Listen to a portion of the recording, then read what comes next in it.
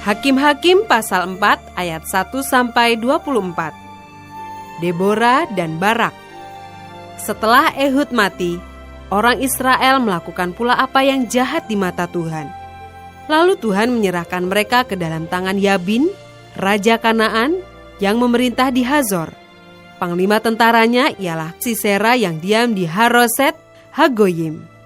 Lalu orang Israel berseru kepada Tuhan, sebab Sisera mempunyai 900 kereta besi, dan 20 tahun lamanya ia menindas orang Israel dengan keras.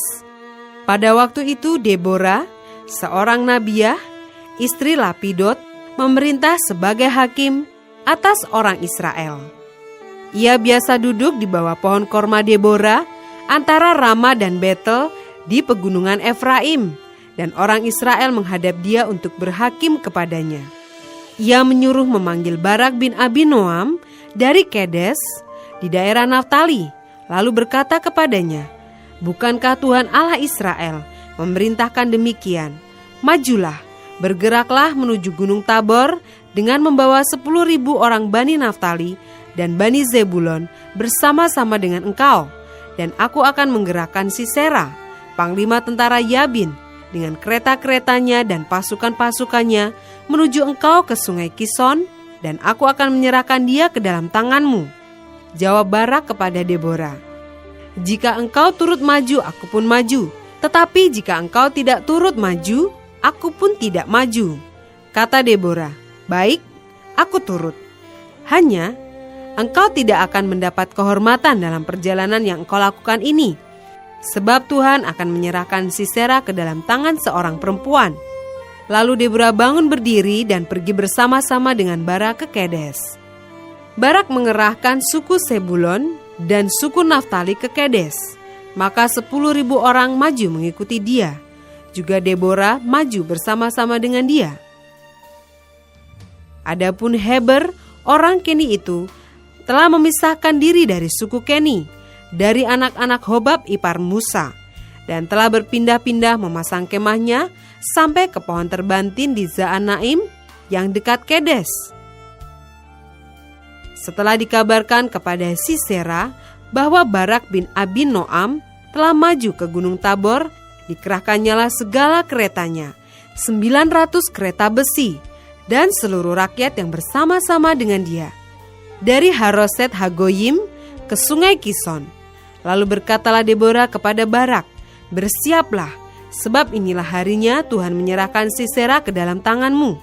Bukankah Tuhan telah maju di depan engkau?" Lalu turunlah Barak dari Gunung Tabor, dan 10.000 orang mengikuti dia. Dan Tuhan mengacaukan Sisera, serta segala keretanya, dan seluruh tentaranya oleh mata pedang di depan Barak. Sehingga Sisera turun dari keretanya, dan melarikan diri dengan berjalan kaki. Lalu Barak mengejar kereta-kereta dan tentara-tentara itu, sampai ke Haroset Hagoyim. Dan seluruh tentara Sisera tewas oleh mata pedang. Tidak ada seorang pun yang tinggal hidup. Tetapi Sisera dengan berjalan kaki melarikan diri ke kemah Yael, istri Heber orang Keni itu, sebab ada perhubungan baik antara Yabin, raja Hasor, dengan keluarga Heber orang Keni itu. Yael itu pun keluar mendapatkan Sisera dan berkata kepadanya, "Singgahlah tuanku, silakan masuk, jangan takut." Lalu singgahlah ia ke dalam kemah perempuan itu, dan perempuan itu menutupi dia dengan selimut. Kemudian berkatalah ia kepada perempuan itu, "Berilah kiranya aku minum air sedikit, aku haus." Lalu perempuan itu membuka kirbat susu, diberinyalah dia minum dan diselimutinya pula.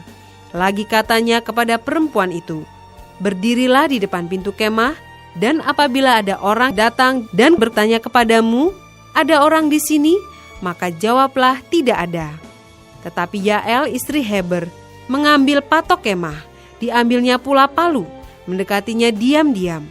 Lalu dihantaknyalah patok itu masuk ke dalam pelipisnya sampai menembus ke tanah, sebab ia telah tidur nyenyak karena lelahnya, maka matilah orang itu. Pada waktu itu muncullah Barak yang mengejar Sisera. Keluarlah Yael mendapatkan dia dan berkata kepadanya, "Mari, aku akan menunjukkan kepadamu orang yang kau cari itu." Lalu masuklah Barak ke dalam, dan tampaklah Sisera mati tergeletak dengan patok dalam pelipisnya. Demikianlah Allah pada hari itu menundukkan Yabin, raja Kanaan di depan orang Israel. Dan kekuasaan orang Israel kian keras menekan Yabin, raja Kanaan, sampai mereka melenyapkan Yabin, raja Kanaan itu.